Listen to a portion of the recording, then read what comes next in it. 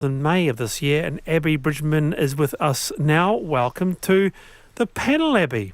Hi, Wallace. How are you? I'm well. I'm a preserve lover. How long have you been making your preserves for? About 10 years. It's been a favourite hobby of mine. But like you said, I just had an excess one batch and didn't really have room in the pantry with COVID going on.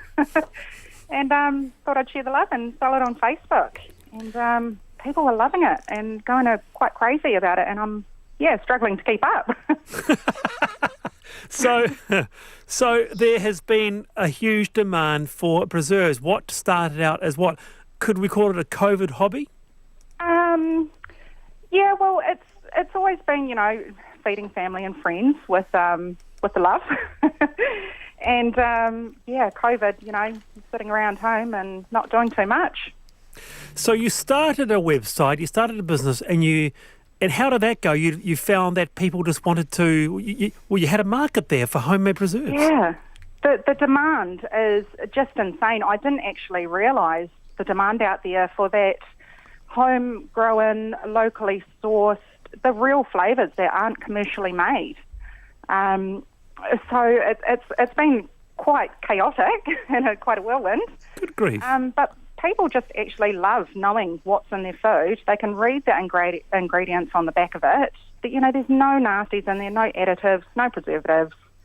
It's just really going back to basics. Do you do a beetroot relish? Yes, the beetroot and the cauliflower pickle. Oh, do you? Are my big ones, actually. Are you a big preserve man, Raj?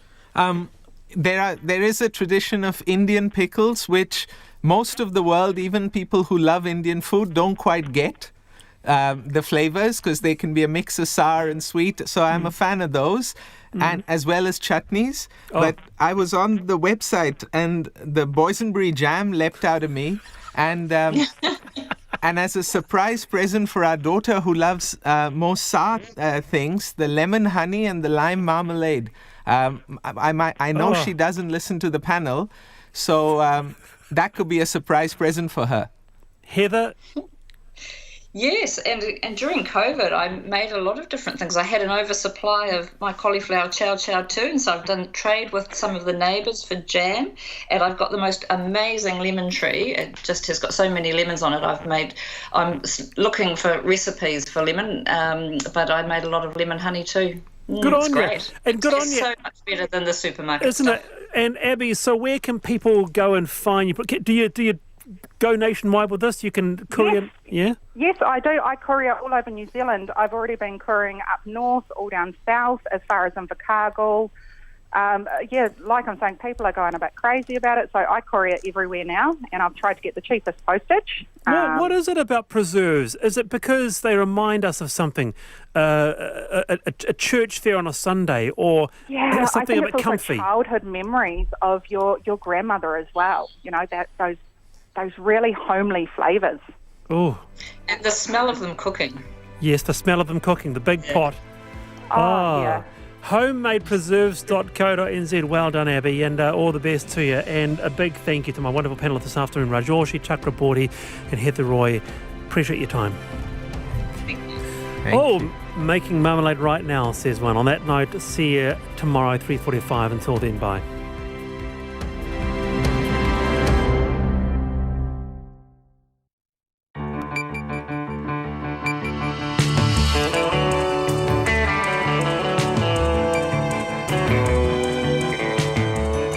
Te whakarongo mai koe ki te reo irirangi o Aotearoa. This is Checkpoint on RNZ National. I'm Lisa Owen. E haere aki nei, the stock exchange is still trading blows with cyber attackers after its website crashes yet again. So who are these computer gangsters and what other businesses are being targeted? There are 5 new community cases of COVID, all linked to the cluster. Masks are the new addition to school uniforms, but only a third of students turn up for class in some parts of the super city. And day 1 of level 2.5 in Auckland Airport is heaving. So where's everyone going? The government accepts the recommendations of a highly critical report into EQC, but is it a case of hurry up and wait? And in Victoria, 41 COVID deaths are recorded overnight. RNZ News at 5. Kia ora ko Susana Leata tēnei. The National Cyber Security Centre says financial organisations must remain wary of cyber attacks as threats grow. The denial of service attacks have targeted New Zealand businesses over the last week. Tom Kitchen reports. These attacks make websites unusable by flooding them with traffic. The stock exchange was targeted last week, and the websites of Stuff and RNZ were targeted over the last few days. TVNZ and MediaWorks say they haven't been targeted, and other big organisations haven't responded to RNZ. The Cyber Centre says it strongly encourages all financial organisations to mitigate risks. This starts by speaking to their internet service provider. Banks aren't saying much. BNZ, for instance, says it won't comment on specific issues. Ko Tom Kitchen aho. Education Minister Chris Hipkins says he understands parents are anxious about COVID-19, but they need to send their children to school. It took some time for children to return to the classroom after the Level 4 and 3 lockdown, and some parents still have reservations on the back of another Level 3 stint in Auckland. But Mr Hipkins says it's not okay for parents to keep their children home. And our message very clearly to them is do get your kids back to school. Their futures depend on this. They've had a lot of time out of school already this year, and we don't want them having any time out of school that they don't need to be out of school. So please do get your kids back. Education Minister Chris Hipkins. There are 9 new coronavirus cases today, 4 in managed isolation and 5 in the community. The community cases are linked to the Auckland cluster. Helicopters are continuing to douse a major scrub fire in the Mckinsey district. Fire and Emergencies says the scrub fire, which started near Lake Pukaki yesterday morning, has now burnt through around 3,500 hectares. A spokesman, Chris Clark, says the township of Twizel and Mount Cook are safe, with helicopters providing invaluable help. There's aerial assets that are really attacking the perimeter of the fire and stopping it spreading out of the current area. And the ground crews have made significant progress in terms of extending those protection zones around. Chris Clark says firefighters are hoping that forecast rain and snow will help control the fire overnight. Fire and Emergency says this afternoon's fire at the old paper mill in Mataura is contained, and there was no danger of it reaching toxic aluminium waste stored on the site. The paper mill is home to thousands of tonnes of the toxic smelter waste known as Uvia premix. More than 30 firefighters fought the blaze on a floor beneath the premix storage area. Earlier this year, the building was threatened by floodwaters, which could have led to ammonia gas being released by the wet premix. The former Earthquake Recovery Minister Jerry Brownlee says it's ridiculous to suggest the previous national government should have known the Earthquake Commission was completely unprepared to deal with such a significant disaster. The government plans to introduce legislation to change the Commission's operations after a report found major failings. The Finance Minister says EQC was unprepared for the flood of claims it received following the quakes, and ministers should have known that. Mr Brownlee says that's ridiculous. That's like me saying that they've shown themselves to be hopelessly underprepared and inadequate to deal with a pandemic. You don't have a standing army waiting around for a natural disaster. Jerry Brownlee says much of the criticism of EQC has been unfair. Nationals leader Judith Collins says she won't be having words with her husband about anti-Ardern Facebook posts he's made recently. David Wong Tung is a businessman and former police officer. In recent days, he has shared an array of posts attacking the Prime Minister, calling her the incredible sulk and Cindy, among other names. One post calls on her to be tested, not for COVID-19, but for competency. When asked if she shared his views, Ms Collins said she told her husband it wasn't something she would do, but she says in the end he makes his own decisions. It's 4 minutes past 5. The New Zealand Indycar driver Scott Dixon has finished 5th at the latest race in Illinois. American Joseph Newgarden won the race. Dixon, who won yesterday's first race at the Bomarito 500, has a 96-point lead over Newgarden in the championship standings.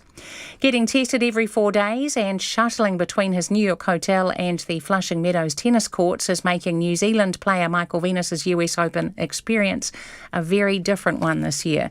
French player Benoit has been forced to withdraw from the tournament after testing positive for COVID-19. While several top names will not be playing, there's still plenty of star power in the form of Serena Williams, Novak Djokovic and Andy Murray. The US Open is the most vibrant of the Grand Slams, but with no crowds. aloud. Venus says it's quite surreal. There's normally people everywhere and it's really loud and lots of energy. So typically, normally get there, practice and try and get out of there to try and relax. But, it's a completely different vibe this year. So it's actually quite relaxing. Michael Venus and his double partner John Pears play their first match on Thursday. Sonny Bill Williams is expected to end a 6-year break from the National Rugby League and line up for the Sydney Roosters against Canberra on Saturday night. The 35-year-old former All Black has played just 5 rugby league games for the Toronto Wolfpack since leaving the Roosters in 2014. Williams will spend this week fitting into team structures and running through attack plays after a month spent focusing on fitness. That's the news.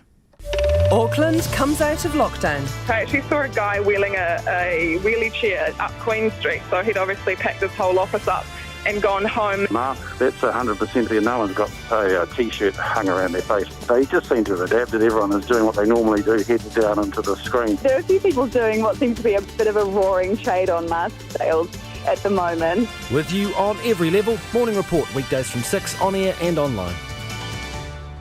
Now, the short forecast from Met Service to midnight tomorrow. Northern and western areas from Northland to Kapiti, including Coromandel and Central High Country.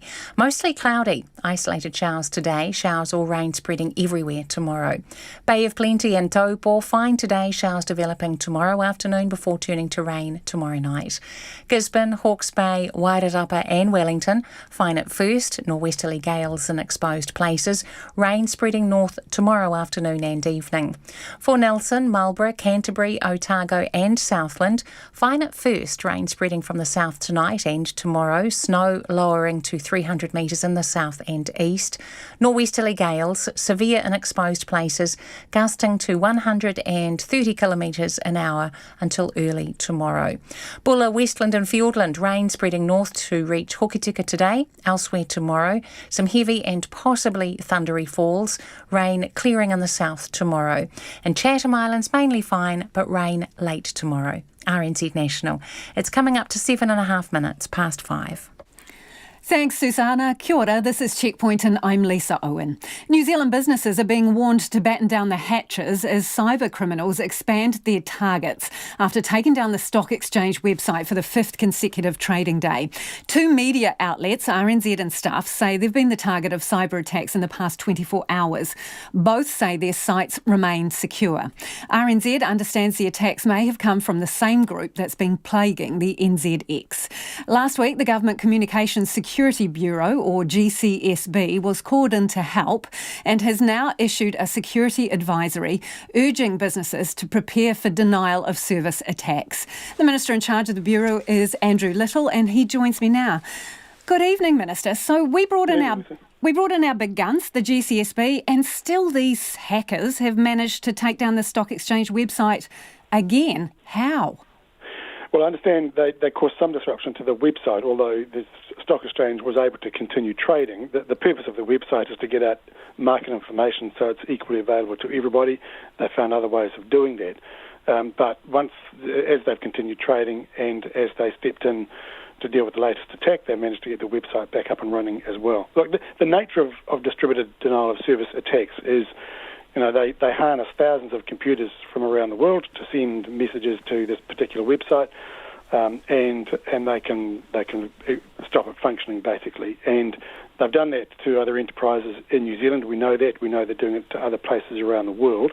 It is the nature of these things. There are criminal actors out there who seek to disrupt. Sometimes they do it for other motives as well. Okay, so where's it coming from? Well, we don't know. That's under investigation. You must have some clues though, Minister. No, because the nature of these attacks is they're harnessing thousands of computers from all over the place to target and attack a single website at a time. So trying to troll your way through all of that, no pun intended, trawl your way through that is very, very difficult. So there is an investigation underway, and because other countries are involved, including Five Eyes partner countries, we're working with others to conduct that investigation. So if you don't know who's doing it, do you know where it's coming from, what country it's based in? No, because the computers that are sending the messages that constitute the denial of service attack come from all over the place. So there's no point in sort of going back through the computers that are sending messages to the website, you've got to go back through other means. In some cases, there are messages sent by the attackers to their target organisations, and you've got to investigate back through that. So currently we have absolutely no idea who is doing this or where it's coming from, whether it's a state actor or it's some other group. No idea. Well, we can't be certain about any of that. What we can do is, looking at the character of the attack, the nature of the messages coming through, is conclude that it is more likely than not criminal actors as opposed to state actors. But we'll continue to compare notes with partner agencies in other countries and continue the work of investigating where the source of the attack is. Yeah, so you look at hallmarks. So what are the hallmarks telling you beyond what you've just mentioned? Well, they point to more likely than not being criminal actors as opposed to being state actors. That names are being used of front names for state actors who've had attributions made about them in the past, but it looks increasingly likely, as it did from the outset, that the use of those names is a bit of a decoy as opposed to a genuine use of a name used by previous state actors. Again, any communication from these individuals or people? Any ransom demand? Well, in some cases they have sent messages foreshadowing the attacks. I can't go into the detail of that. So messages, just to be clear, sorry, Minister, messages to New Zealand companies, if not the stock exchange, others? Well, messages to the target organisation, so to the stock exchange, to other organisations. As I understand it, some of the organisations attacked more recently, for example over the weekend, didn't receive messages beforehand. When was the earliest warning that came through? Well, as I understand it, last week when the attacks were focused on the stock exchange and one or two other organisations, messages were sent before those attacks were mounted. So before the stock exchange was attacked, some other entity or organisation received a warning that they were in the sights of the cyber attacker? No, as I understand it, the organisations whose websites came under attack had received messages prior to those attacks saying that they would be attacked. And did they give a reason why or ask for money? I don't want to go into all the detail of that communication. It's part of the investigation, and it's a matter for those organisations. But there were messages sent. I don't have the detail on the time between the message being sent and the attack being mounted, but I understand it was a reasonably brief period of time. Okay, so let me put it another way. Is this ideological or is it financial? Do they want money or are they sending a message? Look, it's simply not possible to say. It may be financial, it may be ideological, it may just be a bunch of people who enjoy causing disruption and seeing that they found at least one vulnerability, enjoying seeing them exploit that vulnerability again and again. Okay, so the GCSB has put out a security advisory. We know of at least two other organisations who have been subject to attacks. How is this escalating? Well, we know that it is. There are ongoing DDoS attacks to New Zealand organisations and indeed to organisations in other parts of the world. The nature of DDoS attacks is, they do happen. Other organisations are attacked, but the nature of their IT infrastructure and architecture is that they absorb those attacks and they don't suffer disruption to their business. But do you think they're all the same operators at this stage? It's possible, not possible to say with certainty, but it is more likely than not that it is the same operator. The modus operandi appears to be the same. Okay, and you say it's not just in New Zealand, that there are other attacks going on in other countries. Which others that are in some way connected to what's happening to us? Well, there's a number of other countries where it is happening. Which ones? I couldn't give you a list of them. They're in Southeast Asia. They're in North America. They're in other parts of the world as well. But and the hallmarks suggested as the same actors as such. There seems to be some similar characteristics in terms of the messaging and then the nature of the attack that follows. How concerned are you, given what appears to be an escalation? Obviously, it is a worry, and the reason why the GCSB is involved, at least as far as the attack on the NZX, is because the NZX is a nationally significant organisation, plays a vital role in our capital markets, but it's also a matter of concern that significant organisations anywhere else in the country would be susceptible to attack. Any organisation in New Zealand is susceptible to attack. The reality is, DDoS attacks happen.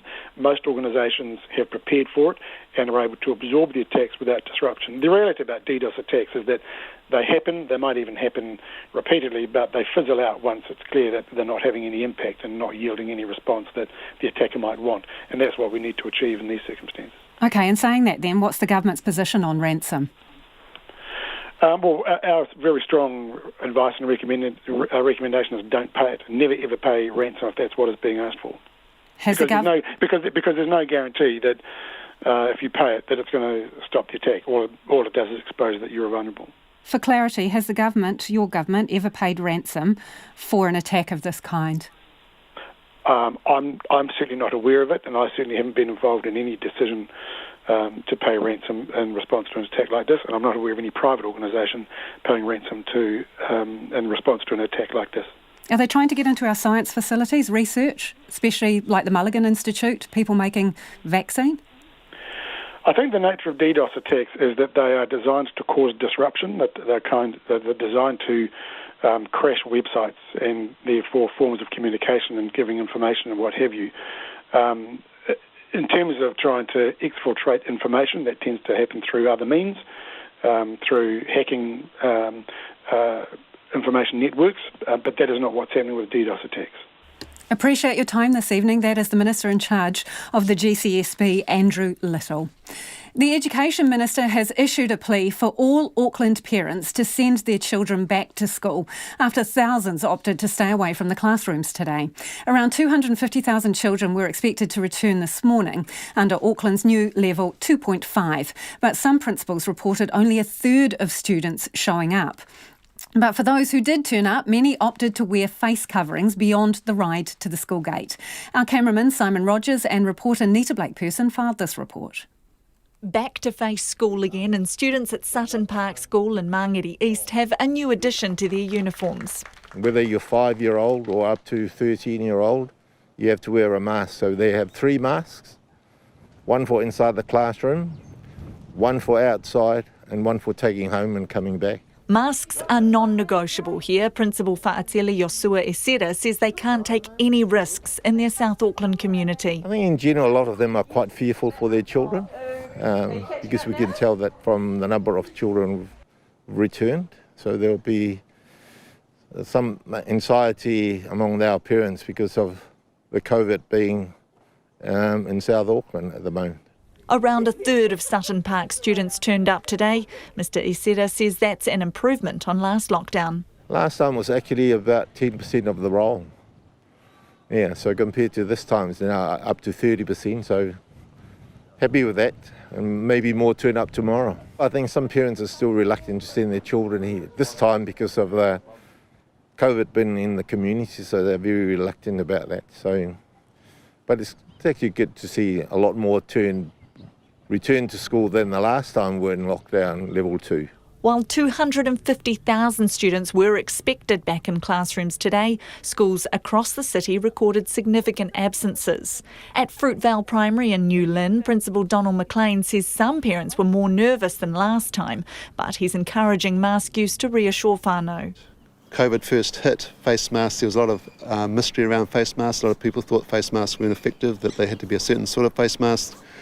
Now it's very clear that face masks, seems to me, from what the people are saying very clearly, that face masks will make a difference to the health of the community.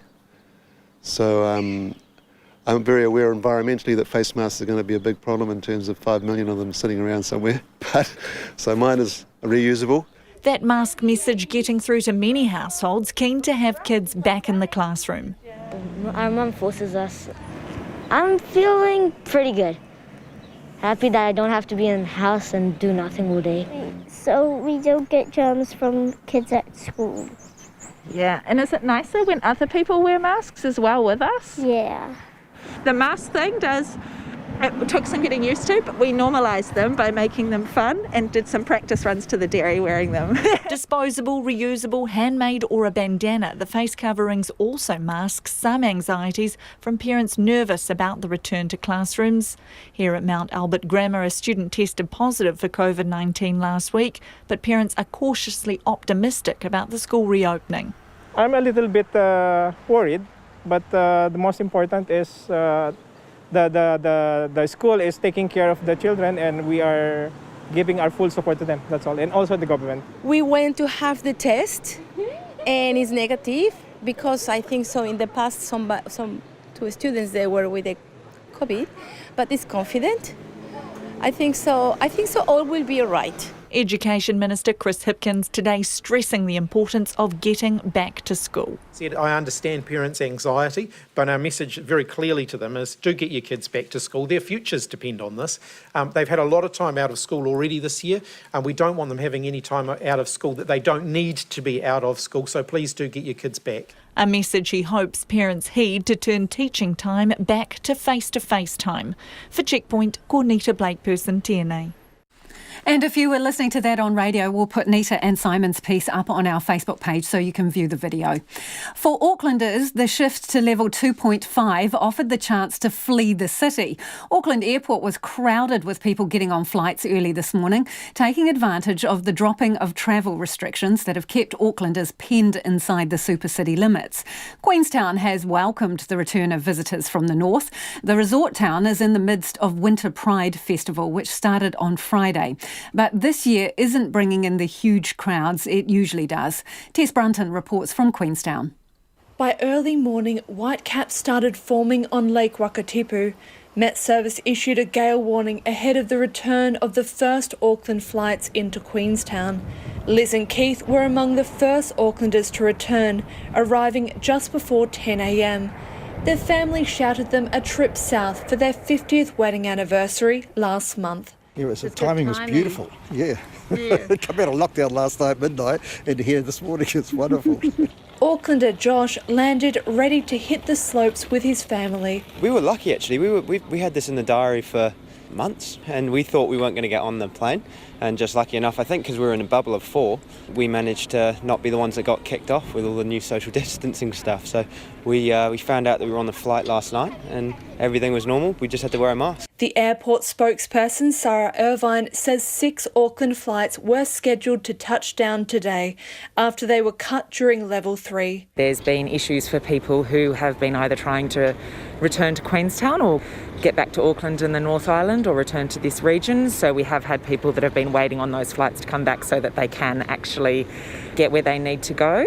But yes, it has had an impact here, obviously, in Queenstown. Rainbow flags fluttered around the airport to support the Winter Pride Festival. During Winter Pride Week, it is a busy week, and obviously with the ski season, it tends to be a pretty busy time of the year for us. So it is noticeably quieter, absolutely, but it's nice to have a little bit of activity. Bergberger Group General Manager Stephen Bradley says Queenstown businesses took a hit when the Auckland market was cut off. It was another difficult time. It was almost an immediate handbrake. We saw it straight away. Lucky everyone's spirits were certainly better, that we had a little bit of almost normality. But once again, a little bit scary and obviously much more difficult to trade in. He's hopeful Winter Pride will attract more visitors. It's a fun week. I think it's fun for all the town. I think it affects us a little bit, but I think more than that, it just brings an energy to the town and puts everyone in a great mood. People for the Pride Week and people in general. So we hope to see just some energy in town and some good vibes. NZ Ski Chief Executive Paul Anderson says Aucklanders have been missed around Queenstown, with ski field day passes dropping by 30 to 40% during the city's level 3 lockdown. Well, I was wandering back from a coffee before and looking down the street, I said to the person who was with me, this is not what the last day of winter usually looks like in Queenstown. So we are excited to get the Aucklanders back. Paul Anderson says the Remarkables is opening for extra days to take advantage of the extra numbers in town. He had hoped to welcome Winter Pride revellers to Coronet Peak today for its Dress Like a Hero event, but the ski field closed for the first time this season as wind gusts reached above 100 kilometres an hour at the top of the chairlift. But the good news is an extra 20 centimetres of fresh snow is expected to fall on the ski field overnight, in time for tomorrow's rainbow race. The snow's arrived on cue, so they've got a day to enjoy the sights and sounds in town today. And with the snow coming, they're going to have some great skiing for the rest of the week, so it's fantastic. Queenstown Lakes Mayor Jem Bolt is pleased to see Aucklanders arriving. Well, Auckland's now our most important market. Without any international folk, what have we got, 1.5 million people around the greater Auckland area? We know they love this part of the world. They will come down here. We've still got really good skiing. Supposed to get some more snow tomorrow. Can't wait to see them here. They will enjoy themselves. The Adventure Playground, relieved the start of spring, is bringing with it the much-needed tourist dollar. In Queenstown for Checkpoint, Cortes Brunton, TNA. It's 26 minutes past 5 and you're with Checkpoint on RNZ National. Keen for your feedback if you've dropped into level 2.5 in Auckland. How are you finding the outside world reintegrating to work or school? And everywhere around the country at level 2, masks. How are you managing with that? Text us on 2101, tweet us at Checkpoint RNZ, or you can send us an email. The address is checkpoint@rnz.co.nz. Firefighters are continuing to battle a large scrub fire in the South Island's Mckinsey district. The fire is believed to have started at around 11:30 yesterday morning near Lake Pukake. One homestead has been destroyed, with a number of smaller outer buildings also being ruined. Firefighters' efforts have been hampered by strong northwesterly winds, but it's hoped wet weather tonight will bring relief to the area. Our reporter Ananzaki and cameraman Nate McKinnon filed this report. An out-of-control inferno continues to burn through the picturesque Mckinsey district near Lake Pukake this evening. So far, it's burnt through 3,500 hectares of land, with 70 firefighters battling the blaze on the ground and 17 helicopters fighting from above. Mckinsey District Council spokesperson Chris Clark says the townships of Twizel and Mount Cook are safe, with helicopters providing invaluable help. There's aerial assets that are really attacking the perimeter of the fire and stopping it spreading out of the current area. And the ground crews have made significant progress in terms of extending those protection zones around. Mr. Clark says the big danger this afternoon has been gale nor'westerlies, and helicopters will be stood down if winds get too strong or when it gets too dark. State Highway 80 remains closed due to significant amounts of smoke blowing across the road. The fire is expected to remain on the western side of the highway. The police also escorted a number of vehicles from State Highway 80 this morning. Fire and Emergencies Mid and South Canterbury Principal Rural Officer Rob Hans praised locals for developing fire defences which saved homes. They've taken our advice over the years and developed what we call defensible space, a distance between the fuels that will burn and their property, something like 30 or 40 metres. And they have got some incredible defendable space up there, and it's the only reason that our aircraft were able to save some of those properties. One person is thought to have received minor injuries while trying to tackle the original outbreak on Sunday, but otherwise no one has been hurt. Mount Cook resident and Southern Alps guiding owner Mary Hobbs, whose husband Charlie is a volunteer firefighter battling the blaze, says the helicopters are proving their use yet again. She praised the pilots and firefighters for their bravery. They've kept going in the face of a daunting inferno. I mean, it takes a tremendous amount of guts to fly in these conditions with smoke, wind and flames, which at times has reached to 100 metres in height. Mrs. Hobbs says the helicopter operators, which have faced challenges due to COVID-19, deserve more help from the government. The helicopter companies have had an incredibly tough year, with little or no government support, because the aviation package that was originally released for them actually went to government bodies and bureaucracy. Twizel farmer James Leslie says farmers are keeping an eye on the blaze, but at this stage there has been little disruption. There was a fair amount of warning and people were able to get their livestock out of harm's way. it blew up quite quickly, but the direction it was heading was away from the town and away from the farms. For those in the area, good news could be on the way, with Chris Clark saying a cold front is expected to bring rain and possibly snow to the Mckinsey area tonight. The strategy with these big fires is really around containment, and then wait for nature to do its thing and let it extinguish itself. The latest Met Service forecast is predicting the rain to arrive tonight, with possibly thundery falls turning to snow in the morning. In Christchurch for Checkpoint, Anand Zaki. To Victoria now, where the death toll has risen by 41 in the Australian state at the epicentre of the country's COVID-19 outbreak. The number of daily infections has fallen to a near 2-month low, with 73 new cases reported today. Melbourne is 4 weeks into its 6-week stage 4 lockdown, with people only allowed to leave home for essential purposes. The ABC's Elias Klur joins me now. Elias, 41 deaths, that's almost double New Zealand's entire death toll. What can you tell us about that number? Well, we can tell you that not all of those were counted across one day. So the actual 24-hour daily death toll is 8. The rest are attributed to aged care home deaths that have been recorded over the last 2 weeks. But they've been announced today because there's been changes in the way aged care deaths need to be reported. And our Chief Health Officer today, Professor Brett Sutton, said that there needed to be more clarity and certainty around aged care deaths, and that those residents were indeed dying from COVID-19. And so that's the reason for the delay in the reporting of those deaths. It doesn't look good in terms of whether the rest homes have got things under control or not. Are visitors still allowed into rest homes? No, they aren't, and they haven't been allowed for several months now. The aged care home situation is a very difficult one, and it's changing by the day here in Australia.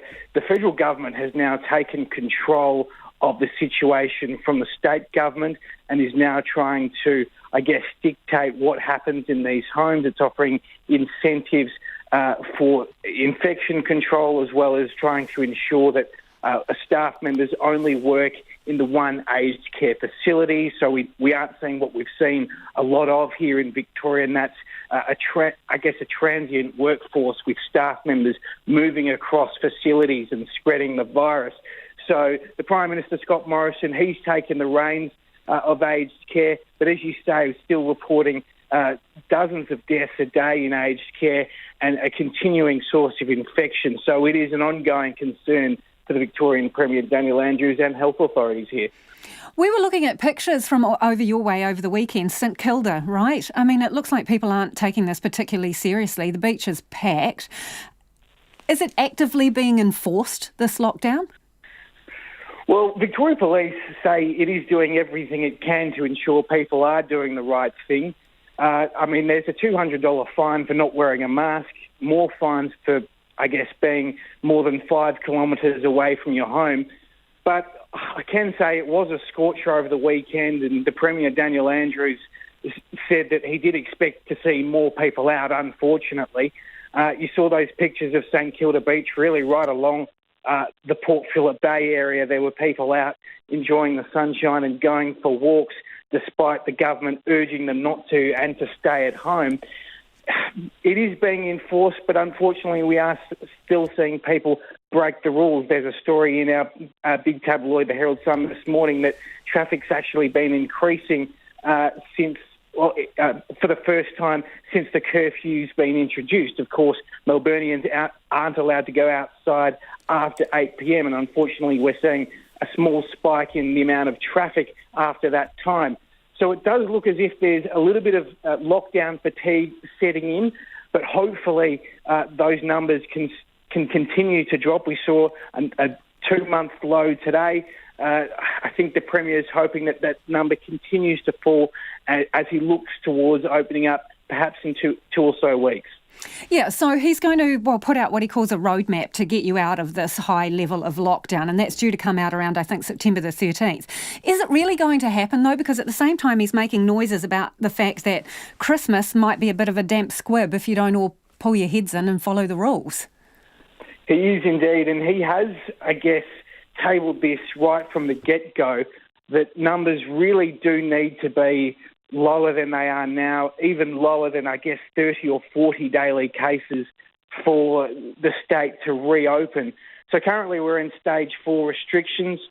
He's mooted that they could reopen or could go back down to stage 3 by the 13th of September, and there is modelling to suggest that numbers could be around the 30 or 40 mark by then. However, he still said that the numbers as they stand right now are still too high for us to even move back to a stage 3 scenario. So that would be a concern to many Victorians. And as you said, he's already, suggested that this could be the new normal, and Christmas, New Year will look a lot different. He's already said that it's likely the mask imposition or the compulsory mask wearing in Melbourne will be in place for a long time, perhaps into next year. He said the other day it's unlikely we'll see big crowds at the football again for a significant amount of time. So he's already, painting the picture for Melburnians that, easing into a stage 2, even a stage 1, is extremely unlikely, and life as we know it now could exist for quite some time. Appreciate your time this evening. That is the ABC reporter Elias Klur.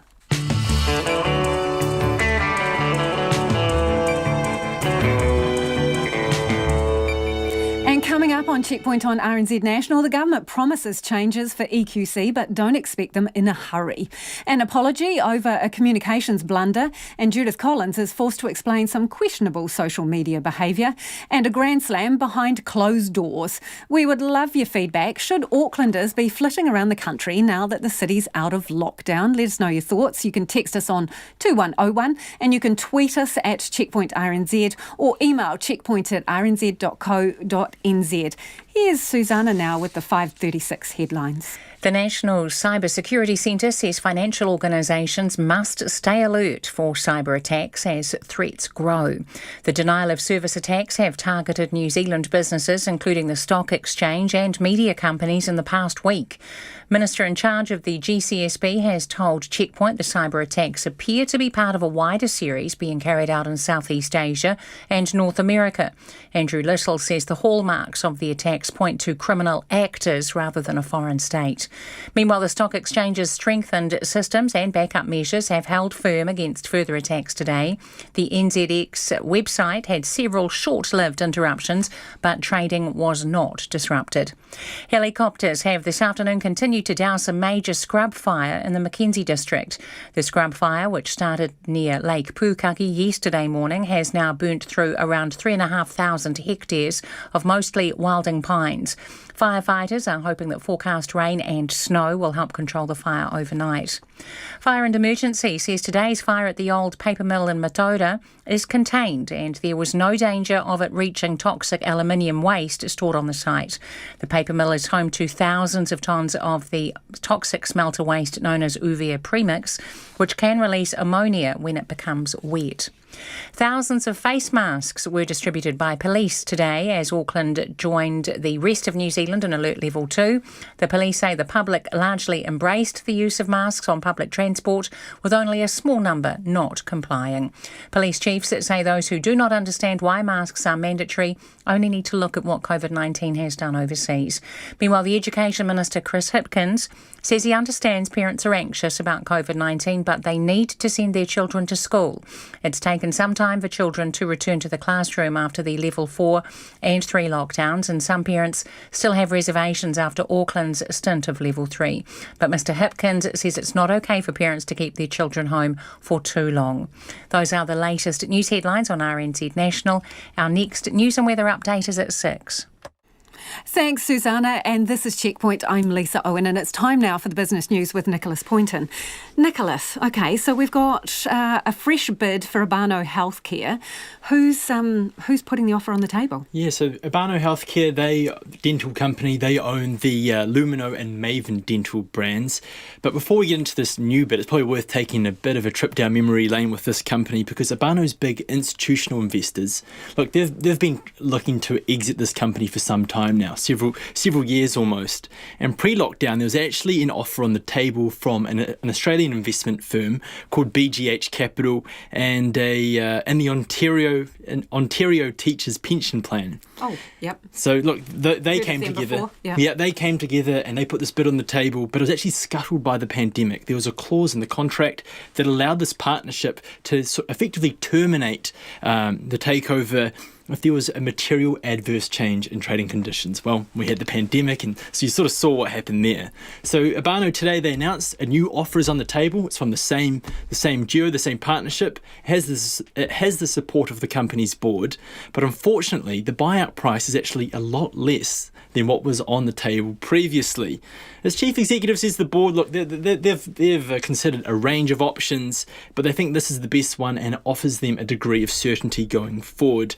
If the shareholders do not agree when this is put to a vote in November, the company says that they're going to have to look to the share market to actually raise about $50 million in capital to keep the business, sort of well-oiled, keep the machine ticking.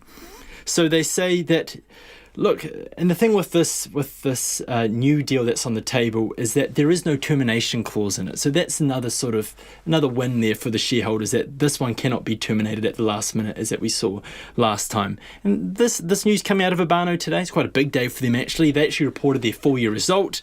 They saw a nice chunky $50 million full-year loss. It's due to a significant write-down in the value of its assets. We've seen that with a lot of the companies for their full-year results. Its revenue was down by about 12% on last year. That's due to the lost trading they saw during lockdown. But they're saying that since we've come out of lockdown in the months of June and July, they've seen a noticeable uptick in trading. So, look, a big day for Abano, but some good news there to finish off for them. Okay, let's look at the ANZ's latest survey of business confidence. I'm interested in how it's looking, but first off, when did they take the survey? So yeah, this survey actually it crossed over for this month. We got some of that time where we were outside of the alert level restrictions and some time in. So we kind of get a good spread from the survey. I put that question to ANZ's chief economist, but the results from the survey, you'd kind of be surprised really, because they're not really as bad as you'd probably think, given the fact that, our biggest cities spend about 2.5 weeks in alert level 3. Headline confidence for the month, it slid by about 10-ish points to about a net negative 41.8% for the month. The more closely followed view of firms, how they're feeling about their own future, that also slid by about 8 points. But, if you compare these results with the preliminary survey that ANZ does for the first week of the month, they're pretty much unchanged. There hasn't been much movement at all. ANZ says this is probably because as we came into August, we're actually starting to already see a bit of a slowdown in activity. Confidence was already beginning to take a hit because as we came out of lockdown, as we've talked about numerous times, there's that huge bounce out of activity, and we've seen that bounce sort of lose its spring a bit. And this lockdown we've just had, ANZ did make the point that, look, it was a regional lockdown, and for the most part, most businesses were able to trade, and it just wasn't as bad as what we saw the last time, second time round. But I think one interesting thing about this particular survey was that they actually gave us a bit of a sector breakdown. They sort of shone a light about how various sectors around the country was doing. And one that has been a surprise winner, a bit of a bright spot, has been construction. There's been a huge spike in headline confidence. And ANZ says this is because there's just a lot of confidence in the housing market at the moment. The Reserve Bank has taken all these measures. We've got such low interest rates, credit conditions have eased, and that's really supporting the housing market. But I should probably mention that not so good for commercial construction and business, and it's having quite a limited impact on sort of businesses as well. So housing's really enjoying the most of those measures taken by the Reserve Bank. Hey, so do we have any markets numbers? Did you have to pick up the dog and bone and give them a call? Yeah. It's been a funny old day at the NZX, hasn't it? But look, no, my Reuters screen was telling me that the market, we actually saw a surprising rally in early trading today. It actually, the share market eclipsed previous records, but since then it's sort of fallen off a cliff. It fell by today, so the NZX Top 50 did close down nearly 1.3%, or about 156 points, to 11,937. And this is in line with adjustments we've seen in indices across the world, really. Our dollar is trading at 67.3 US cents, 91.5 Australian, 50.4 British pence, and gold is up a touch for the day to $1,968 an ounce. Thanks, Nicholas. No Nicholas Poynton business report would be complete without the price of gold. Right, a decade on from the devastating Christchurch quakes, the wait is still not over when it comes to law changes needed to improve the Earthquake Commission. The government won't get it done until mid-next year if it's re-elected. Meanwhile, cases of botched quake repairs needing a fix are still flooding into EQC. In April, an inquiry headed by Dame Sylvia Cartwright found the Commission was ill-prepared to deal with the widespread damage of the quakes or to handle a mass-scale managed repair program, leading to multiple mistakes and inadequate quality control. The report made 70 recommendations, and today the government announced it's accepting or doing more work on all of those. So I asked the Minister for Greater Christchurch Regeneration, Megan Woods, if the government will get the law change done in its first 100 days if it gets a second term. What we've said is that we'll have a report back to Cabinet in March 2021 if we have the privilege of forming the next government, in the middle of the year starting that legislative work. So it is a key priority for us to make sure that we do keep up the momentum that we've brought to EQC in our first term. But for people who are a decade into this, can you not just give them that little bit extra and say you'll get it done in the first 100 days? Well, I think what we have to do is make sure we do this right. That one of the things that Dame Sylvia's report absolutely underscored is the work that needs to be done to make sure that we have bits of government joined up, that we've got the right organisations that are running this, and making sure that we don't have another group of New Zealanders going through this. So the commitment I'm more interested in giving, Lisa, is getting it right, making sure that we do have that legislative reform. This is not going to be a simple piece of legislation to reform, so I'm not going to say we're going to have finished legislation in 100 days, because it is going to take longer than that to work through some complex insurance issues. But what people can take comfort from is that in our first term in government, even before this report landed on our desk, we've started a process of reform to ensure that those people in Canterbury that have been stuck in this situation for a decade have been able to move on with their lives, get some momentum behind getting their homes repaired. Do you really think they take comfort in the fact that this is still going on 10 years on from these quakes? It's not resolved. Oh, no, and it is not good enough. I think that that is something that we are very clear on as a government, that we simply have to put in place measures to make sure that no group of New Zealanders ever go through this again. The report lays bare the fact that there were warnings to the previous government that EQC wasn't the right organisation to run this.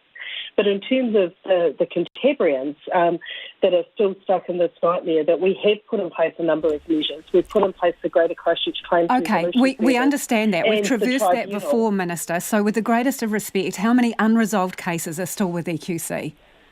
So there, as of today, the number I have is 1,559. But these are all re-repairs that are coming through the door. So if I look at the number of cases that were there when we came into government, 98% of those have been resolved. The cases that are coming in now are of those botched repairs. That makes it even worse, though, doesn't it? It makes it worse because it's the second time they've been through it all. And Lisa, I'm not going to defend that. This is a situation that the people of Canterbury should never have been put on. And that is why I'm saying I'm committed to doing this properly. The fact that we have now spent $560 million on fixing botched repairs is something that is, of course, a great deal of frustration to our government, and why it was that we asked Dame Sylvia to undertake this inquiry so that we can learn for the future and we can get it right in the future. That is absolutely critical. What's the running total? What's the running total for court costs and taking these cases through court? Oh, no, I don't have that number in front of me, but what I can tell you is ballpark, Minister? The cost of... I don't have a ballpark in front of me, Lisa, but it's something that certainly that we have sought to reduce the amount of litigation that's been going on. That one of the things that, of course, that the Earthquake Tribunal has been to provide a pathway for people that can't afford those exorbitant court costs. So do you know how many cases? How many cases, if not the cost, how many cases are still tied up in the courts? So there's 110 currently in litigation, and we've reduced that from 873 when we came into government. So that's been a key priority for us, of finding access to justice for people, that this was a very expensive and complicated way for people to go through it, and it's exactly the reason why we've put in place the mediation service through the Greater Christchurch Claims Resolution Service and through the Earthquake Tribunal, and that is actually allowing us to settle some of those cases. But one of the issues that we do face is that basically we're not really moving the needle a lot on the number of cases coming through, because as many re-repairs for those botch jobs are coming in as cases we're settling each month. Okay, well that's an important point, because let's look at some of the recommendations now. So the lead agency for any future managed repairs program is what's up for discussion, right? So whether it could be EQC again, given how badly things went as EQC being the lead agency for managed repair programs, can you rule it out right now? They won't be the lead agency. Well, I think these are discussions we have to have, but I mean, one of the things that I really, think given everything that is in account, that report, Minister, it's a discussion you still have to have? One of the things that we do have to take into account is the fact that EQC was actually warning the previous government that they were under-resourced to take on that role in the first place. So I think that is certainly something that needs some serious consideration. I'm not going to rule anything in or out, because there's a serious piece of work that is more than just some quick-fire questions in a radio interview that we need to go through. I think one of the things that I do take some comfort from is the work that we've done as a government over the last 3 years in terms of our construction industry of court, in terms of bringing together the construction industry.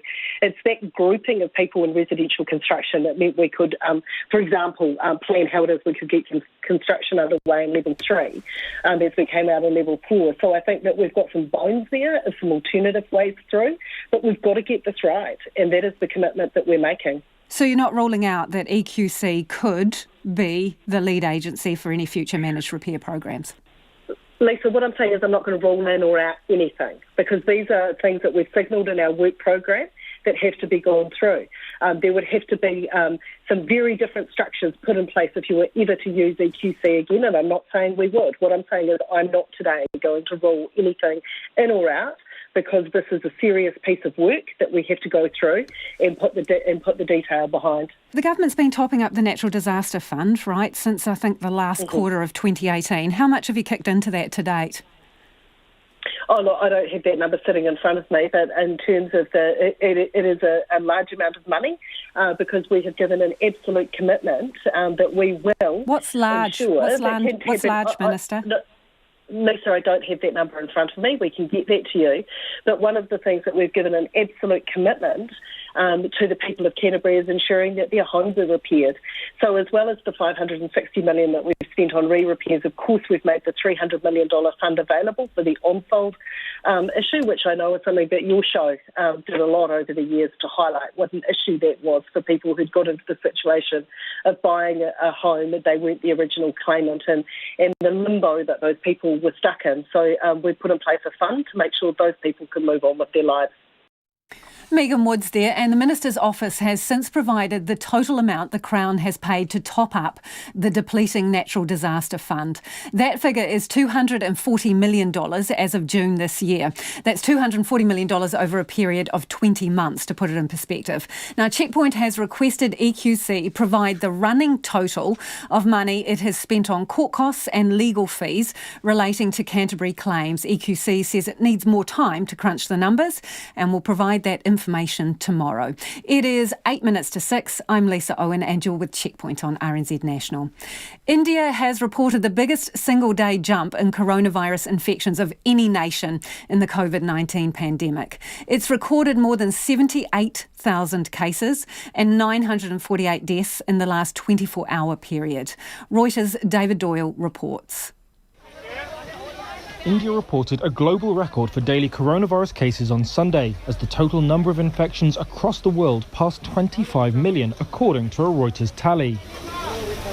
India's 78,761 new cases in a single day surpassed the previous record, 77,299, set by the United States in mid-July. A sign of how the epicenter of the pandemic has shifted, with the southern Asian country taking centre stage from the US and Latin America. But despite the surging numbers, India's Prime Minister Narendra Modi has been pushing for a return to normality to ease the economic pain of a lockdown imposed in March. On Saturday, his government announced that it will reopen underground train networks and allow sports and religious events in a limited capacity from next month. Dr. Rajiv Parekh, chairman of Peripheral Vascular and Endovascular Sciences at the Medanta Hospital in New Delhi, said once numbers had started going down, people thought they had won the war. And everybody was out there without wearing a mask, without any social distancing, without any sanitizers, basically just gay abandon. Everybody thought that everything is over and we are back to square one. That is something that we should not have allowed to have happened. Globally, the rate of daily new cases has slowed to around 1.2% over August, compared with 1.7% in July and 7.7% back in March. However, health experts stress that official data almost certainly underreports both infections and deaths, particularly in countries with limited testing capacity. While COVID-19's trajectory still falls far short of the 1918 Spanish flu, which infected an estimated 500 million people and killed at least 10% of patients, some experts worry the available data is underplaying the true impact of the pandemic. David Doyle with that report. Back home, the government maintains it's made the right call moving Auckland down an alert level, despite some of the country's top public health doctors worried it's too soon. And the Health Minister says phone data tracking to help it keep track of the situation is moving a step closer. Here's our health correspondent, Rowan Quinn. There were 9 new cases today, 4 from overseas and 5 others, all linked to the current Auckland cluster, which has now hit 141. The Deputy Director General of Health, Robin Shearer, had the numbers. 3 cases are linked to the Mount Roskill Evangelical Church. The other 2 cases are both household contacts of 2 separate previously reported cases. The Mount Roskill Church, described as a mini-cluster, has been growing steadily and is part of the long tail that politicians and health officials say is likely with the Auckland outbreak. Some of today's cases were already identified as close contacts and isolated before they tested positive. Contact tracing becomes even more crucial in Level 2 because people are on the move so much more. The Prime Minister says more people will be asked to isolate. So you'll see more often contacts of contacts being asked to stay in isolation and being tested, and that's us just continuing to step up our caution and our attempt to get in front of the virus on an ongoing basis. The Health Minister, Chris Hipkins, says there'll be new features added to the COVID Tracer app this week, and the update after that could include a major change.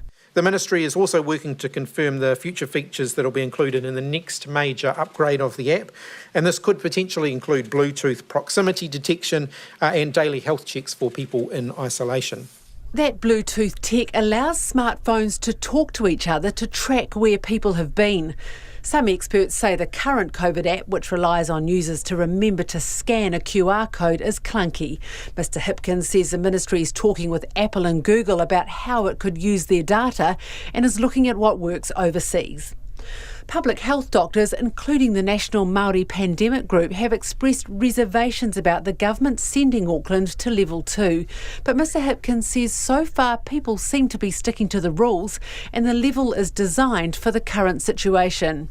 Alert Level 2 particularly is designed for us to say, yes, we know we've got cases out there, we know where they are and we know where their contacts are. And so other than that, life can start to resume for a greater number of people, but with enhanced protections in place. And so that's why you see the limit on gatherings to 10. It's why we're asking people to wear masks on buses and maintain their social distancing. Today there are 11 people in hospital with COVID, 2 in intensive care. And in Tokoroa, the Ministry of Health is racing to track down 28 people who have been identified as close contacts of a health professional there who has COVID. It says it's already been in touch with 16 and expects to track the rest down by the end of the day. Mō te hōtaka o te ahi ko Rowan Quinn tēnei. And staying in Tokoroa, our reporter Nick Trubridge and cameraman Nick Munro spoke to locals there about how COVID is affecting their town. I think people are a little bit more aware of what they should be doing, and certainly if they aren't well, to stay home, seek help, absolutely ringing up their doctors and things like that. So I think actually the response has been really good, and people are going back into that just cautious mode, which I don't think is a bad thing.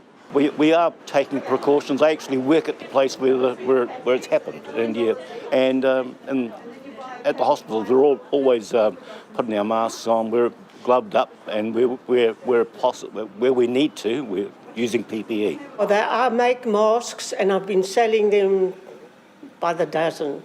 They walk out the door. I can't make them fast enough. So there's definitely, they're taking more precautions. How are you feeling, obviously, about the Auckland border being back open, and people can obviously come down here and go wherever they want now, pretty much? I think people need to do that, but they just need to be sensible, and if they're not well, stay home. I'm actually a nurse, so that's the biggest message. If you're concerned you're unwell, don't travel.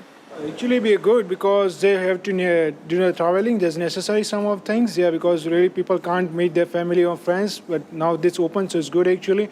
And the other thing is now for our business, it actually be good because more people will come on here in the street, so all the shops might be busy.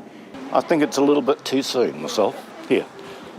Well, it'd be good for the shops, because they've been pretty quiet around here lately. Personally, I think it's a bit too early, just because there's still a lot of cases going around. I just think it's too early, personally. We need all the Aucklanders we can get.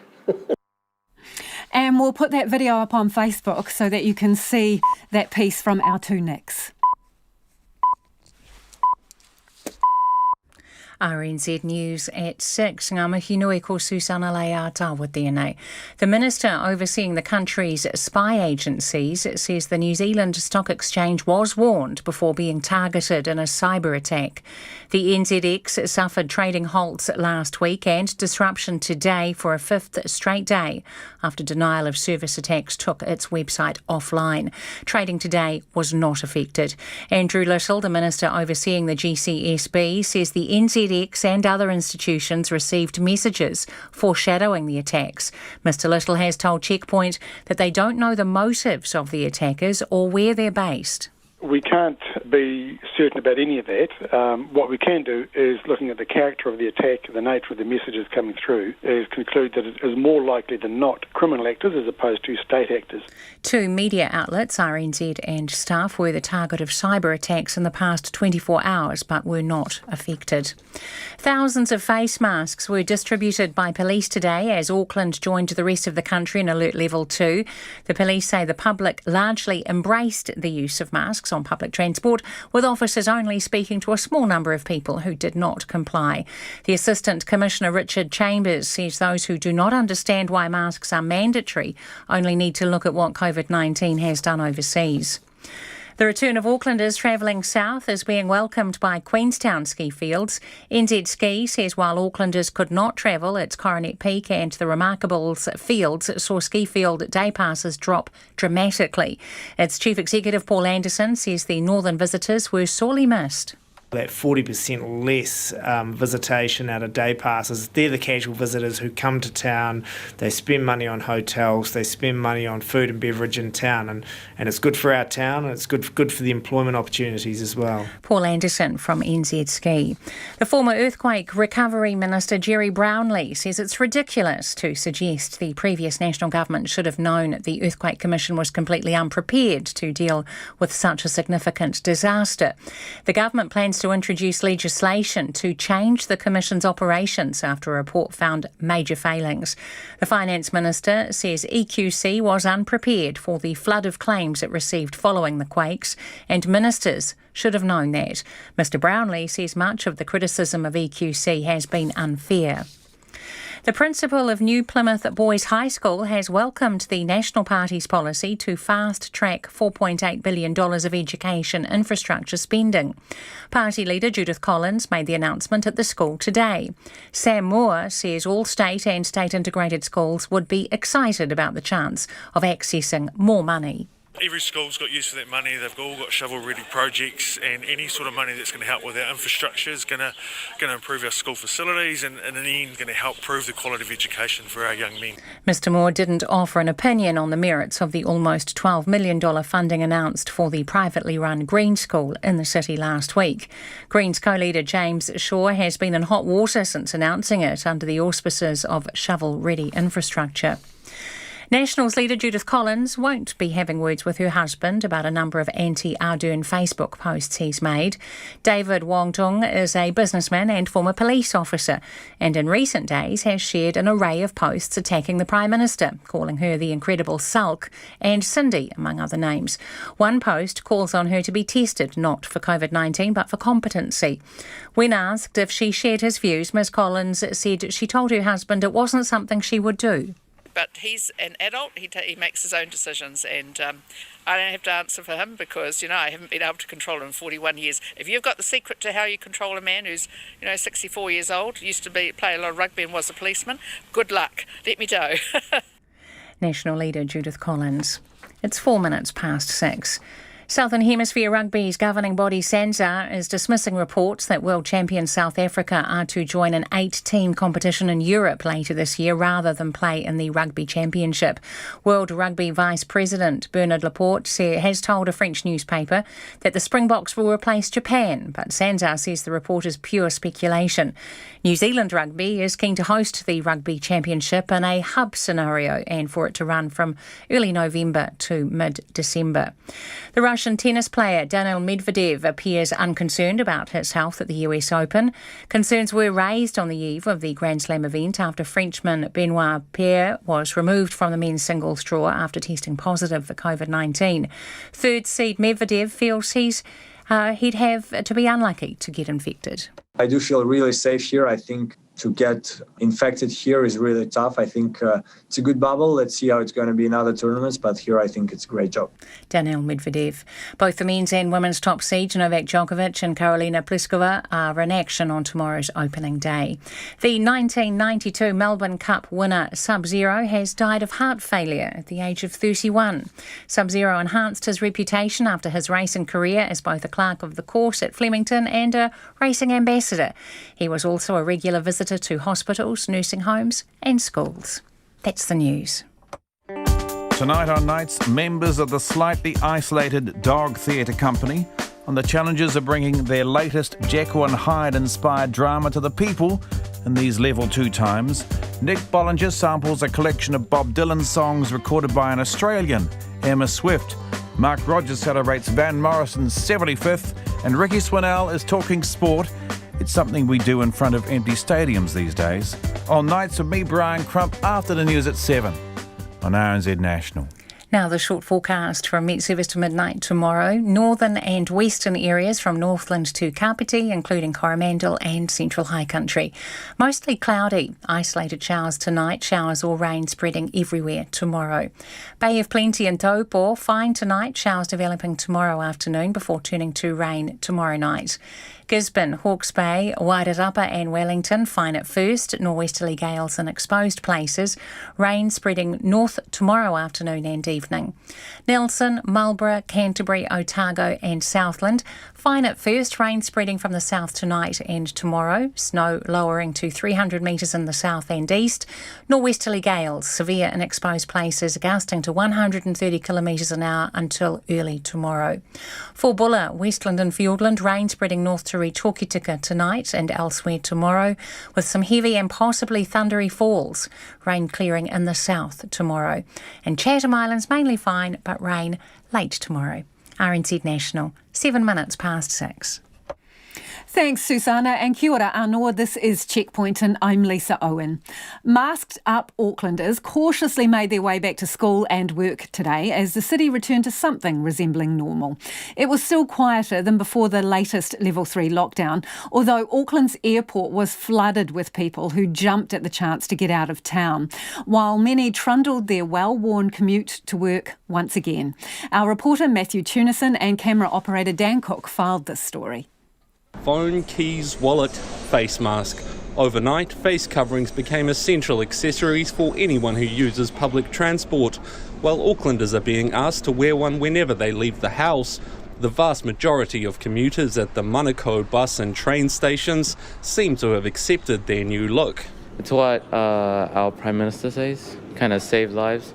We just got to all do our part and try and go through it. It's not that much of a hassle. It's good to be out of the house. Is it a big hassle, do you think?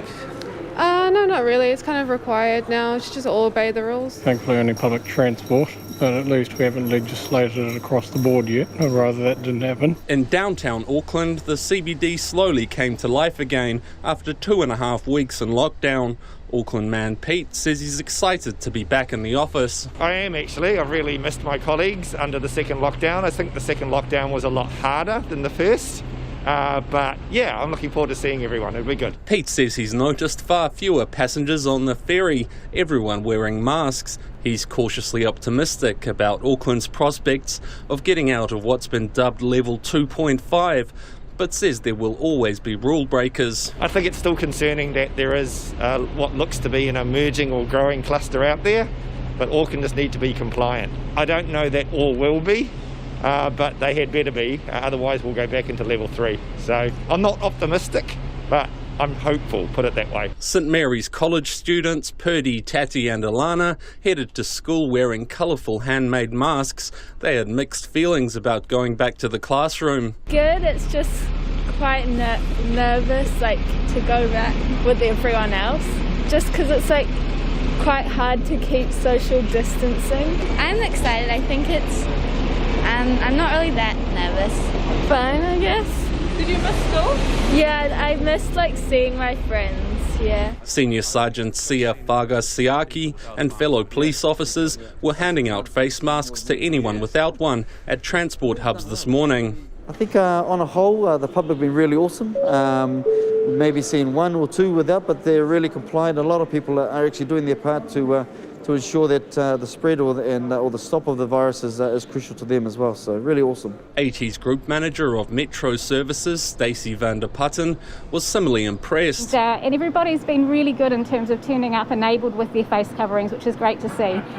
We have had a lot of police presence out there today, acting in a supporting capacity, helping inform customers along the way, which is really helpful. Auckland Airport's domestic terminal was flooded with people for periods this morning.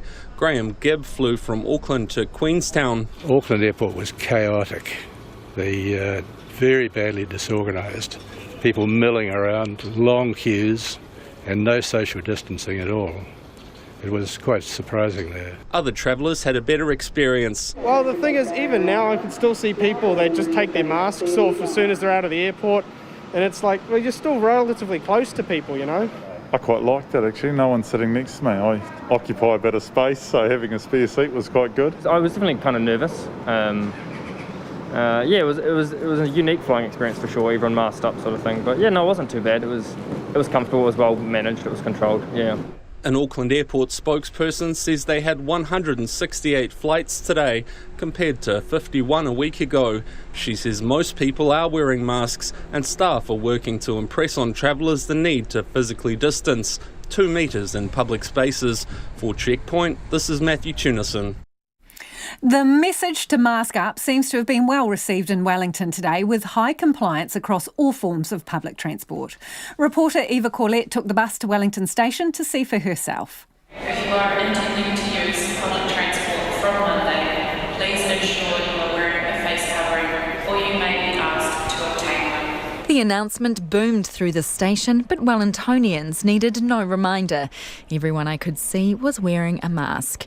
2 teenagers who had just got off the train from Featherston were sporting colourful patterned masks, one with Pokemon, the other floral. My mother makes them. She's made a business in Featherston of making face masks. And what about yours? My mum made mine because she had to. I've been wearing them most weeks, every time I'm not at school or anywhere.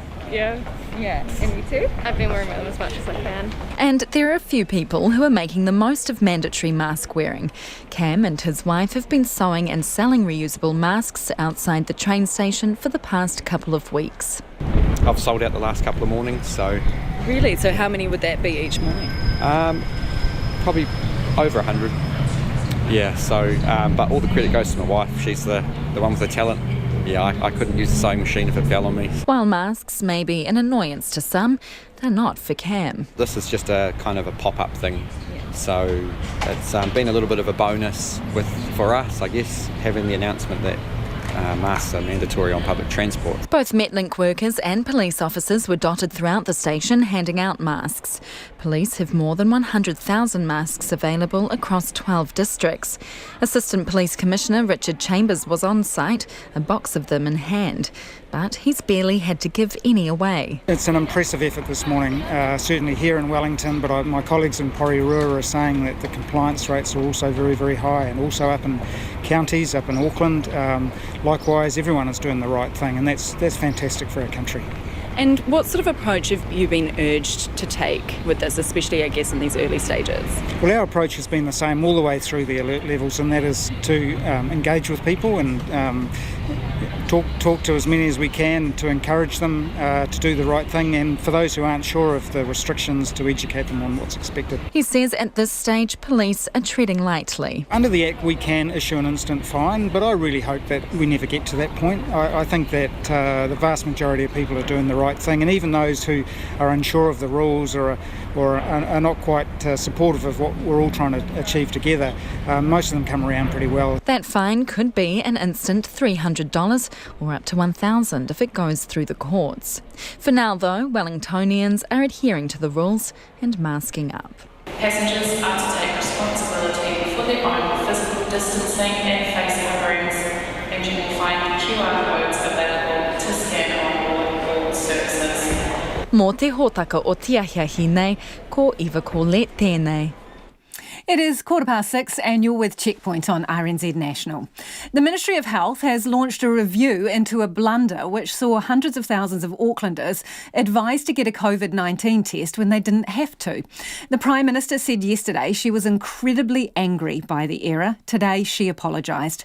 Meanwhile, the opposition has got into its own social media trouble, with attention focusing on some Facebook posts by Judith Collins' husband. Here's our Deputy Political Editor, Craig McCulloch. The message went out on social media, on the official COVID-19 website, and official emails. All those in West and South Auckland told to go get a test, even if they did not have symptoms. Even the Healthline staff were delivering the missive to callers. It was incorrect and it was wrong. Today, an apology from the very top. This could have and did cause anxiety for people, and I'm sorry for that. Oh, look, the buck ultimately stops with the government, and I clearly accept responsibility for that, as does the Prime Minister. Neither the Health Minister, Chris Hipkins, nor the Prime Minister signed off on the messaging. And it seems that's where the problem arose. Mr Hipkins says officials failed to run the wording past the government as they were overly cautious about the looming election. These are not political advertisements, these are factual advertisements. We want to see them before they're going out. That last set of eyes sometimes spots things that everybody else in the chain might not have spotted. He says the ministry was attempting to remind people to get tested if asked to do so, even if asymptomatic. But they left out those crucial words, if asked to do so. It's clear that some of those communications could have been clearer. I'm absolutely confident that those are being really tightened up now. That assurance today from the Ministry of Health. Robin Shearer standing in for Ashley Bloomfield, who's on leave. The Ministry of Health are doing a review of what occurred and have taken responsibility for that, and will be looking in detail at how we can improve that practice and are working on that right now. The government's not the only one running into problems online. The opposition in a quagmire of its own today, and one created by Judith Collins' husband, David Wong-Tung. We've been together for 41 years. I've never been able to get him to do anything I tell him to do. Let me know. Mr Wong-Tung is a businessman and former police officer, also an avid Facebook user. In recent days, he's shared an array of posts attacking Jacinda Ardern, his wife's political opponent. The Labour leader is mocked and called names, among them Cindy and the incredible sulk. One message calls on the Prime Minister to be tested, not for COVID-19, but for competency. I've just said to him, well, it's not what I would do, but he's an adult, he makes his own decisions, and I think he's just gets sick of people having a go at him and me, but there we are, it's his decision. A salient lesson to all this week, government and opposition. Stay on message while online. From Parliament for Checkpoint, Craig McCulloch. The government plans to introduce legislation to change the Earthquake Commission's operations after a report found major failings. It found EQC was woefully unprepared as it dealt with the Canterbury quakes and made dozens of recommendations about clarifying EQC's role and improving the way it deals with claimants. Political reporter Yvette McCulloch has more. This week marks 10 years since the Darfield-centred quake, the first in a series which wreaked havoc in Canterbury. Grant Robertson says this was just the start, and for many, the real trauma came from their dealings with EQC. The stories that were heard during the inquiry were heartbreaking. Lives on hold, lives disrupted, for some never the same again. This government has committed itself to learning the lessons from this. Mr Robertson says the government accepts in principle or will be doing more work on all 70 of the inquiry's recommendations. He says EQC needs to be customer-centric and he expects to introduce legislation in the middle of next year to modernise the EQC Act. Work is still being done on the question of who would manage a repair program in the future and whether to raise EQC's liability cap of $150,000. Mr Robertson says EQC was doomed to fail and it should have been obvious to the previous government that it was hopelessly underprepared to manage the flood of nearly 500,000 claims. As the inquiry noted, giving the repair program to EQC was, quote, a mistake, resulting in botched repairs that frequently failed to fix all the damage to a property or in some cases didn't fix any damage at all. But former EQC and Canterbury Earthquake Recovery Minister Jerry Brownlee rejects this, saying that without the repair program, cowboy operators would have ripped people off. He says it's utterly ridiculous to say his government should have known EQC was unprepared for what was a 1 in a 1600-year event. You don't have a standing army waiting around for a natural disaster, and that's what would have had to have happened. I'd also point out that the disaster happened 18 months actually after the change of government. The claimants reference group is welcoming the government's response, but its chair, Ali Jones, is concerned claimants may still not be at the centre. It's great that we're looking at the Act, it's great that we're looking at partnerships, but let's remember that it's the claimant that is at the centre of this, and it's the claimant's voice that needs to be considered every single step of the way. She also feels that some key points have been missed. The nightmare and upset that claimants experienced was as a direct result of failed damage assessments and failed repairs. So where is the information around how that's going to be addressed? EQC CEO Sid Miller says they've already implemented some major changes and they're absolutely committed to putting customers first. I don't think we can ever sort of draw that line in the sand, for those people and what they've experienced. I think, we've made an apology and we recognise that. I think I look at it about learning from the experience those people have had. Mr Miller says none of the 70 recommendations can be taken in isolation, as they all have a part to play in improving the customer experience in the event of another major quake in the future. From Parliament for Checkpoint, Yvette McCulloch. Greens co-leader James Shaw is scrambling to fix a storm of controversy over his decision to give millions of taxpayer dollars to a private Greens school. Mr Shaw, who's also Associate Finance Minister, is under increasing pressure for signing off on the cash allocated from the $3 billion shovel-ready projects fund. The Green Party position is that they do not support giving them taxpayer funding, a policy that seems to have escaped Mr Shaw. But his coalition colleagues say the deal's been done and won't be reneged on. Here's our political reporter Katie Scotcher. Green Party co-leader James Shaw today trying to mop up his mess. I simply missed the facts. I knew it was a school, obviously a private school, but it didn't occur to me that we had an exclusion on funding of private schools. Mr Shaw will be wishing he remembered his party's long-held stance not to fund private schools before approving almost $12 million for a Taranaki Green school. He's already apologised to hundreds of furious Green Party members, but some have told RNZ it's not enough. They want Mr Shaw to issue a public apology and for the party to produce a public education package to cement its stance on private school funding. He declined to speak to RNZ, but told Student Radio 95 BFM he's working to find a solution. The Crown has entered into this agreement in good faith with the Green School, and so it is important for us to fulfil our commitment there. But we also recognise that, it obviously landed very badly with the public and in particular with teachers and principals of those schools that haven't yet received the funding that the Crown's allocated towards them. I can't say quite what the resolution will look like. It's not just Green Party members who are outraged. Labour Party candidate Glenn Bennett joined a protest against the Green School funding over the weekend. Education Minister Chris Hipkins was asked if he's comfortable with a candidate protesting a decision signed off by Labour ministers. It's a democracy. The Finance Minister, Grant Robertson, is adamant the deal has been done. I know that Minister Shaw is seeking to come up with another plan, but I haven't heard back from him about what that is. But as I say, I think it's an issue of good faith. If the government says it's going to fund something, we have to go through with that, even if one of our partners might regret it.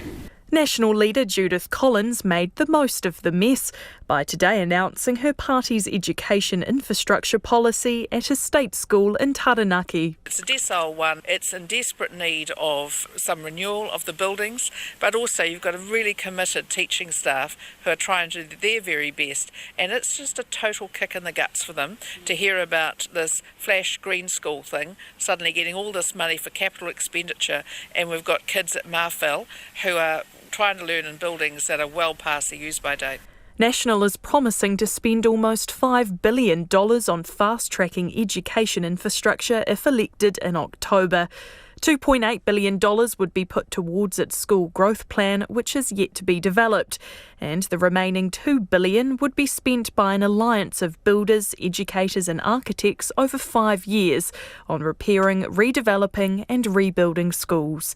Atuiti whari parimata mō te hōtaka o te ahiahi nei, ko Katie Scott Churaho. Getting tested every 4 days is making the US Open experience a very different one for New Zealand tennis player Michael Venus. Several big names have opted out of the New York tournament, which will be played in empty stadiums. Michael Venus told sports editor Stephen Hewson it's a surreal experience. There's normally people everywhere and it's really loud and lots of energy. So typically, normally get there, practice and try and get out of there to try and relax. But, it's a completely different vibe this year. So it's actually quite relaxing being on site there. So, although there is no one else there is some added benefits to it. Will that suit you, do you think? I mean, because some players obviously feed off that vibe, whereas others are possibly going to enjoy the fact that it's a bit quieter. Typically, I love playing, with people there and spectators and using their energy and that. Due to play 2 Americans first round, so we would have had the crowd definitely against us in that. So potentially this time it could be helpful. Not having so many people cheering against you. You're feeling confident, or happy in that environment. Not too much nervousness, given it's New York and US, and I suppose the COVID numbers. Yeah, I think any time there's going to be a bit of nervousness, especially coming from being in New Zealand and feeling so secure and safe. But happy to be back out and competing in that. So really, they put a bunch of protocols in place, and then it's a matter of, I guess, us, really trying to do the most we can to stay safe and keep our distance from things and so I'm just trying to do, the most I can myself also. Was there any thought on your part not to compete? I was just waiting for, I guess, all the information to come out and how they would go about it and things. So once got all that information, then had a talk with my wife and partner and coach, and we were all kind of comfortable going into this situation. So once we made that decision, then it was all go for us. Michael Venus talking to sports editor Stephen Hewson. For the first time in its 54-year history, Europe's largest and loudest street party, the Notting Hill Carnival, has gone online because of the COVID-19 pandemic. The two-day event usually brings more than 1 million people to the streets of West London. Parades, music and Caribbean food, all part of the spectacle, which celebrates West Indian culture. This year, the organisers brought the festival direct to people's homes, as Catherine Stanshishan reports. Big up everybody online feeling the vibes right now. Everybody online right now, big up yourselves. Notting Hill Carnival 2020 with a legendary Saxon. This bank holiday weekend, the streets of West London aren't filled with the usual parades, live music and dancing. Instead, the carnival's organisers have put together a digital festival with videos filmed from all over the world, as well as live DJ and musician sets. Terry Walker is an R&B singer who will be performing virtually this weekend. She says it's a change, but artists are making it work. You know, it's funny because obviously if you're a recording artist, that's what you do anyway, because when you get that performance, that ends up being that performance for a lifetime on your record. You have to kind of have that same energy where you're there. So you kind of just switch yourself into that mode. That's what I do anyway. So and to be fair, I'm always performing to myself anyway. Anyone can download the Notting Hill Carnival app and watch the festivities free of charge.